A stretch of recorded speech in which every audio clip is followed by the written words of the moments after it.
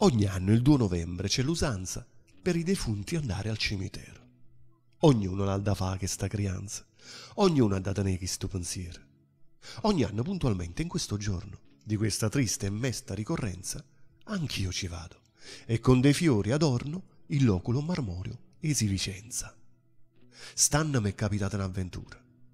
Dopo di aver compiuto il triste omaggio, Madonna si ci pensa e che paura, ma poi facetto un'anima e coraggio. O fatto è chist, statemi a sentire. S'avvicinava l'ora da chiusura, io tomo stavo per uscire, buttando un occhio a qualche sepoltura.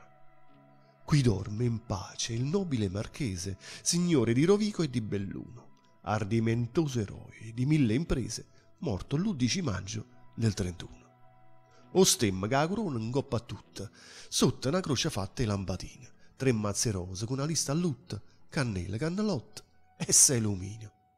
Proprio azzeccata a tomba su signore, gli stava una tomba piccerella, abbandonata, senza mancano fiore, per segno solamente una crocella.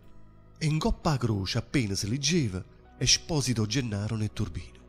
Guardandola, che pena mi faceva, sto morta senza mancano lumini.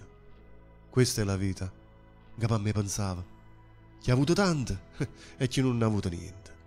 Sto povero Maronna s'aspettava che pure all'altro mondo era paziente. Mentre fantasticava sto pensiero, si era già fatto quasi mezzanotte e rimanette chiuso prigioniero, morte paura, annanzi ai cannalotta. Tutta una tratta che vega lontana, 2 ombre avvicinarsi alla parte mia.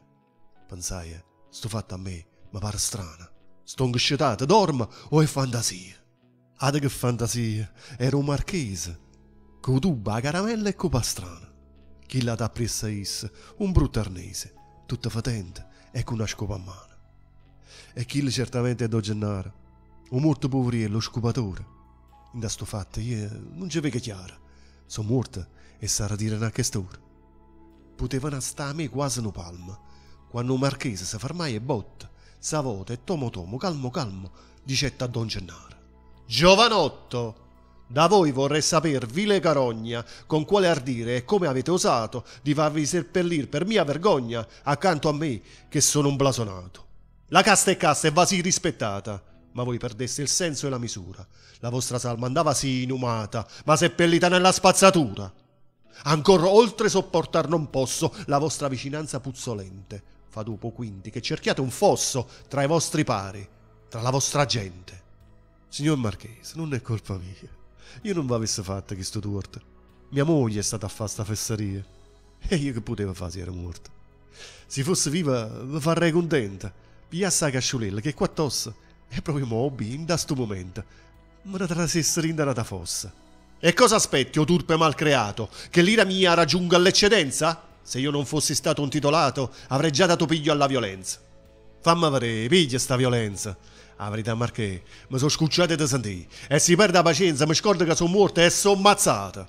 Ma chi ti crede essere? Non Dio. Cadendo vuoi capire che siamo uguali. Morto sei tu e morto so pure io. Ognuno con me è nata e tale e quale. Lurido porco, come ti permetti? Paragonarti a me che ebbi natali illustri, nobilissimi e perfetti, da fare invidia a principi reali.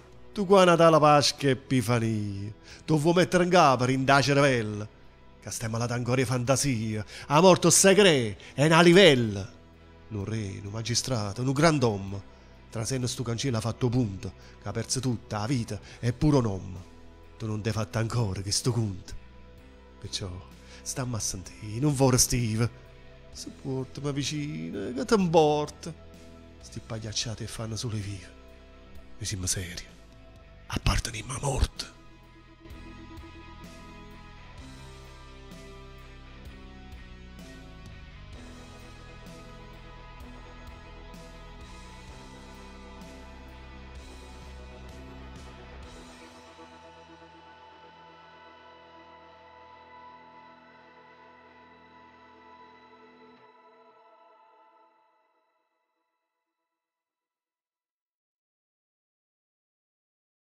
Ogni anno il 2 novembre